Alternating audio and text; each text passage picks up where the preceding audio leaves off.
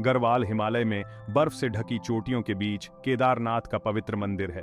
कहानी है कि मंदिर का इतिहास महाभारत की कहानी से जुड़ा है। कुरुक्षेत्र के युद्ध के बाद पांडव भाई पाप से दुखी भगवान शिव का आशीर्वाद चाहते थे। शिव उन्हें आसानी से क्षमा नहीं करना चाहते थे। एक बैल का रूप धारण किया और हिमालय में छिप गए। भीम भाइयों में सबसे बलवान ने बैल की पूंछ पकड़ ली। उनकी भक्ति से प्रभावित होकर शिव प्रकट हुए। वह आशीर्वाद देने को तैयार हो गए, लेकिन एक आखिरी परीक्षा ली। वह धरती में समा गए। उनका शरीर 5 भागों में विभाजित हो गया। हर भाग एक अलग जगह पर प्रकट हुआ, जिन्हें पंच केदार कहा जाता है। ये मंदिर आस्था का केंद्र बन गए, जहां दूर दूर से तीर्थयात्री आते हैं। यह मंदिर विश्वास की शक्ति और ईश्वर की उपस्थिति की याद दिलाता है।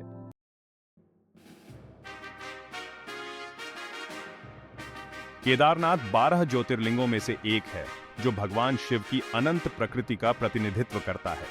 पांडव भाइयों द्वारा निर्मित यह मंदिर प्राचीन स्थापत्य कला का प्रमाण है। इसके गर्भगृह में एक शंकु के आकार की चट्टान है, जिसे दिव्य बैल का कूबड़ माना जाता है।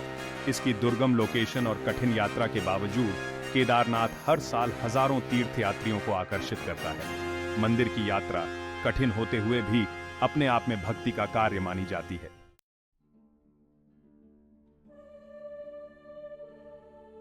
केदारनाथ में ज्योतिर्लिंग का हिंदुओं के लिए बहुत महत्व है। ऐसा माना जाता है कि यहां शिव की ब्रह्मांडीय ऊर्जा सबसे ज्यादा केंद्रित है। ज्योतिर्लिंग के दर्शन मात्र से ही आशीर्वाद और मोक्ष मिलता है। कई लोगों के लिए केदारनाथ की तीर्थ यात्रा जीवन बदलने वाला अनुभव होता है।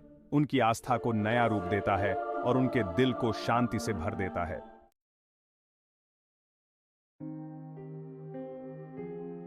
पांडव भाई विजयी लेकिन दुखी कुरुक्षेत्र के युद्ध के मैदान से निकले। भाई हत्या का भार उनके दिलों पर भारी था। युधिष्ठिर सबसे बड़े पछतावे से भरे हुए थे। अर्जुन को जीत की खुशी नहीं थी। भीम उन लोगों के चेहरों से डरे हुए थे जिन्हें उन्होंने मारा था। नकुल और सहदेव अपने भाइयों के दुख में शामिल थे। वे मुक्ति चाहते थे।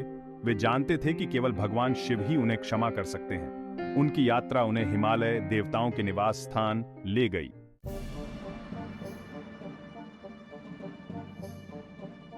पांडव घने जंगलों और खतरनाक पहाड़ी रास्तों से गुजरे। शिव उनकी खोज को जानते हुए उनकी ईमानदारी की परीक्षा लेना चाहते थे। एक बैल का रूप धारण करके वह हिमालय की ऊंची घास के मैदानों में घूमते रहे। पांडव एक अदृश्य शक्ति द्वारा निर्देशित शिव की उपस्थिति को महसूस करते थे। वे छोटे छोटे संकेतों का पालन करते थे। हर कदम के साथ उनका विश्वास गहरा होता गया। वे खतरनाक ढलानों पर चढ़े और बर्फीली नदियों को पार किया। उनका दृढ़ संकल्प अटूट था। फिर भी शिव दूर रहे। उनके धैर्य और सहनशीलता की परीक्षा लेते रहे। शिव के आशीर्वाद के लिए उनकी खोज उनका एकमात्र उद्देश्य बन गई थी।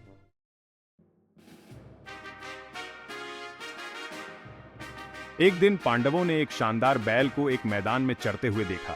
इसे भेष में शिव के रूप में पहचानकर भीम बैल की ओर दौड़े। जैसे ही भीम नजदीक आए, बैल धरती में गायब होने लगा। एक हताश प्रयास में भीम ने बैल की पूंछ पकड़ ली। धरती कांप गई और हवा में ऊर्जा की लहरें दौड़ गईं। बैल का रूप टूट गया, टुकड़े टुकड़े होकर जमीन में गायब हो गया। शिव उनकी भक्ति से प्रसन्न होकर उन्हें अपना आशीर्वाद देने का फैसला किया। गायब होते बैल ने एक निशान छोड़ा, एक दिव्य नक्शा जो 5 पवित्र स्थानों तक जाता था।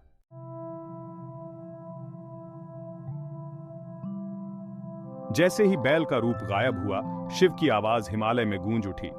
मेरे प्यारे पांडवों, आपकी ईमानदारी ने मेरे दिल को छू लिया है। शिव ने अपने अस्तित्व के टुकड़ों को पवित्र भूमि पर बिखेर दिया।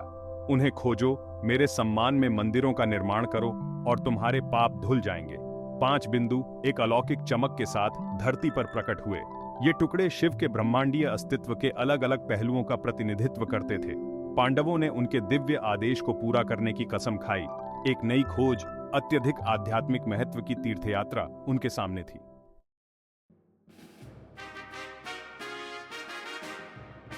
दिव्य मानचित्र का अनुसरण करते हुए पांडव एक मनोरम घाटी में पहुंचे। यहां अद्वितीय सुंदरता के बीच वह जगह थी जहां शिव का कूबड़ प्रकट हुआ था।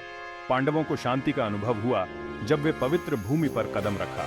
दिव्य प्रेरणा से प्रेरित होकर उन्होंने एक मंदिर का निर्माण शुरू किया। मंदिर, जिसका नाम केदारनाथ रखा गया, हिमालय की पृष्ठभूमि में भव्य रूप से खड़ा हुआ। जैसे ही उन्होंने पवित्र टुकड़े को गर्भगृह में स्थापित किया, ऊर्जा की एक लहर ने मंदिर को पवित्र कर दिया।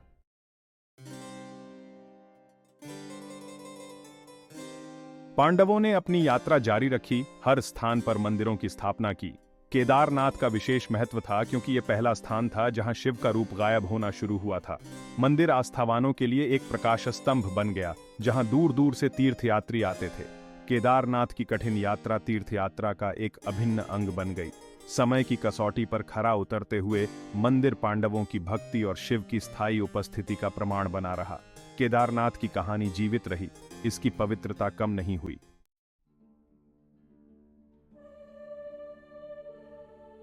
पंच केदारों में केदारनाथ का एक विशिष्ट स्थान है। यह वह जगह है जहां भक्त भगवान शिव की पीठ की पूजा करते हैं। पीठ उस नींव का प्रतिनिधित्व करती है जिस पर बाकी सब कुछ टिका होता है। शिव केदारनाथ में अपनी पीठ प्रकट करके जीवन के कष्टों से दबे लोगों के लिए अंतिम शरण स्थल बन जाते हैं। भक्त अपने बोझ अर्पित करते हैं, इस ज्ञान में शांति पाते हैं कि शिव उनका भार वहन करते हैं।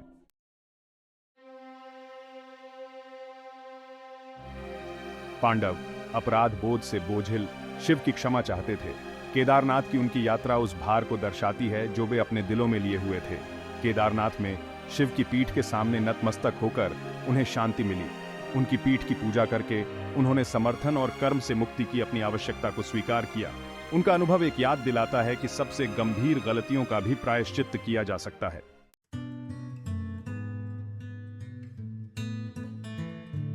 केदारनाथ चिकित्सा के एक अभयारण्य के रूप में विकसित हुआ है।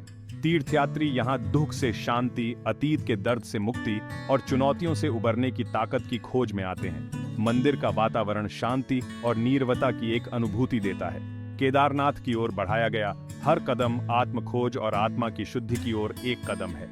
शानदार चोटियों को देखने से विस्मय का एहसास होता है जो जीवन की चिंताओं को दूर कर देता है। केदारनाथ एक परिवर्तनकारी अनुभव बन जाता है जहां आस्था और प्रकृति का मिलन होता है। शिव के दिव्य आलिंगन में शांति मिलती है।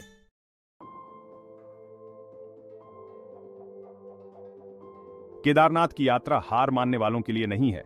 यह एक तीर्थ यात्रा है जो शारीरिक सहन शक्ति की सीमाओं का परीक्षण करती है और व्यक्ति के अस्तित्व को चुनौती देती है।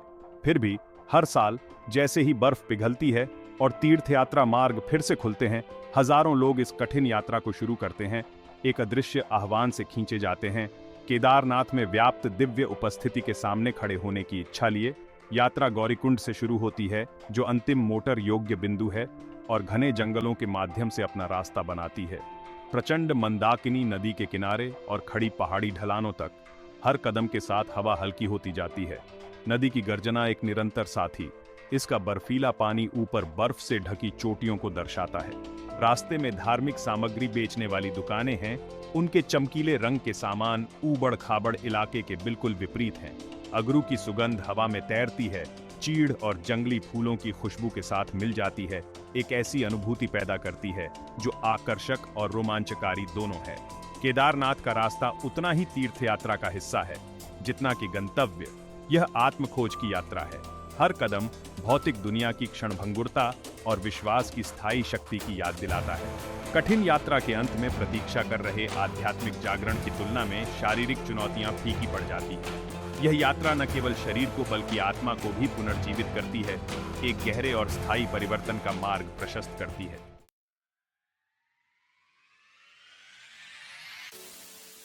केदारनाथ का मार्ग आस्था, भक्ति और सहनशीलता के धागों से बुनी एक कढ़ाई है। यह मार्ग न केवल एक धार्मिक यात्रा है बल्कि आत्मखोज और आंतरिक शांति की खोज भी है। जीवन के सभी क्षेत्रों से आए तीर्थयात्री, युवा और बूढ़े, अमीर और गरीब, चुनौतीपूर्ण इलाके को पार करते हैं। उनका साझा लक्ष्य उन्हें एक समान उद्देश्य में एकजुट करता है। यह यात्रा उनके भीतर की शक्ति और धैर्य को भी उजागर करती है।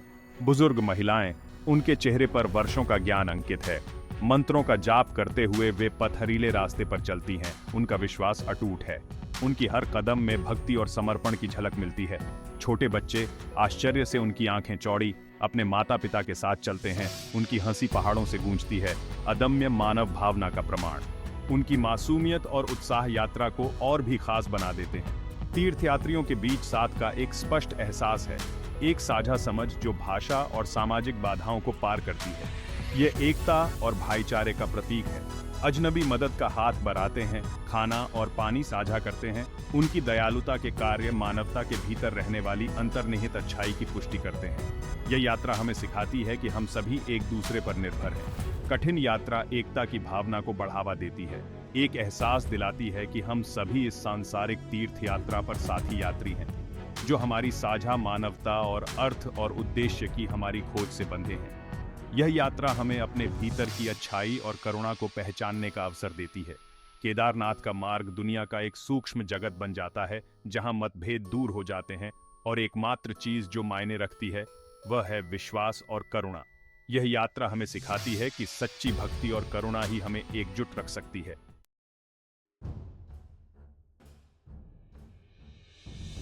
जैसे ही केदारनाथ मंदिर दिखाई देता है, बर्फ से ढकी चोटियों की पृष्ठभूमि के सामने इसकी शानदार आकृति उभरी हुई है। थके हुए तीर्थयात्रियों के माध्यम से विस्मय और श्रद्धा का एक साथ निकला हुआ एहसास फैल जाता है। यह दृश्य न केवल उनकी थकान को मिटाता है, बल्कि उन्हें एक नई ऊर्जा और उत्साह से भर देता है। हिमालय की खुरदरी भव्यता के बीच खड़े मंदिर को देखते ही भावनाओं का मिश्रण जागृत होता है। राहत, उल्लास, कृतज्ञता और शांति का एक असीम एहसास।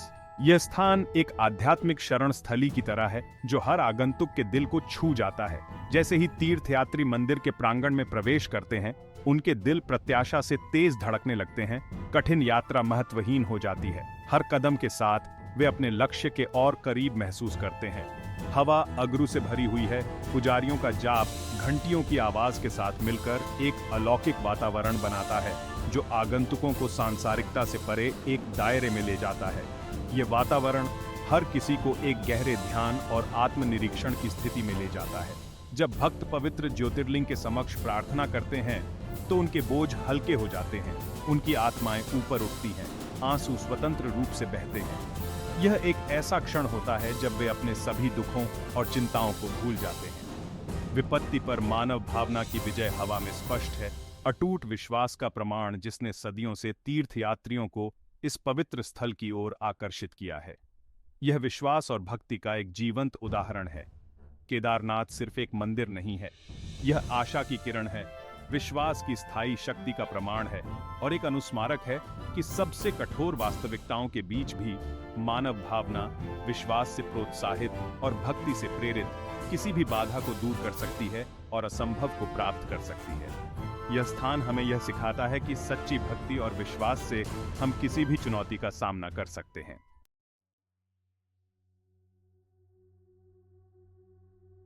केदारनाथ की तीर्थयात्रा विश्वास की स्थायी शक्ति का प्रमाण है। सदियों से भक्तों ने खतरनाक रास्तों का सामना किया है, कठोर मौसम को सहा है और इस पवित्र निवास तक पहुंचने के लिए अपनी शारीरिक सीमाओं को पार कर दिया है। केदारनाथ में व्याप्त दिव्य उपस्थिति में उनका अटूट विश्वास, भगवान शिव की दया में उनका अडिग विश्वास उनके हर कदम को मजबूत करता है, उनकी भावना को बनाए रखता है और उन्हें उनकी कठिन यात्रा पर मार्गदर्शन करता है। तीर्थ यात्रा आत्म खोज की यात्रा है, अहंकार और भौतिकवाद की परतों को उतारने की एक प्रक्रिया है जो अक्सर हमारे वास्तविक स्वभाव को ढंक देती है। यह विपत्ति के समय में है, हिमालय की भव्यता के बीच, कि हम अपनी कमजोरियों का सामना करते हैं, अपनी सीमाओं को स्वीकार करते हैं और ताकत और सहनशीलता के स्रोत का दोहन करते हैं जो हम प्रत्येक के भीतर है। केदारनाथ का अनुभव शारीरिक के दायरे को पार कर जाता है। यह एक आध्यात्मिक जागृति है, एक एहसास है कि हम केवल भौतिक प्राणी नहीं हैं जो भौतिक दुनिया की बाधाओं से बंधे हैं, बल्कि विकास की यात्रा पर निकली आत्माएं हैं, अपने से बड़ी किसी चीज से जुड़ने की खोज में।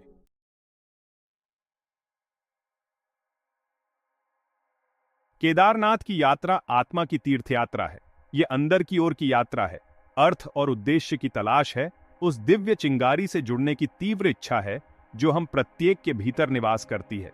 यह एक ऐसी यात्रा है जो हमारी धारणाओं को चुनौती देती है, हमारी चेतना का विस्तार करती है और हमारे दिल और दिमाग पर एक अमिट छाप छोड़ती है। केदारनाथ की शारीरिक यात्रा मंदिर की सीढ़ियों पर समाप्त हो सकती है, लेकिन वास्तविक तीर्थ यात्रा जाप की गूंज फीकी पड़ने और अगरू की सुगंध के छंटने के लंबे समय बाद तक जारी रहती है। यह एक ऐसी यात्रा है जिसे हम अपने भीतर लिए फिरते हैं, एक ऐसा परिवर्तन जो हमारे विचारों, हमारे कार्यों और दुनिया के साथ हमारे बातचीत को आकार देता है। हिमालय की ऊंची चोटियों और हिमनदों से घिरी घाटियों के बीच सीखे गए सबक जीवन की जटिलताओं को नेविगेट करने के लिए मार्गदर्शक सिद्धांत बन जाते हैं। केदारनाथ सिर्फ एक गंतव्य नहीं है, यह अस्तित्व की एक अवस्था है, एक ऐसा अभयारण्य है जिसे हम अपने भीतर लिए फिरते हैं।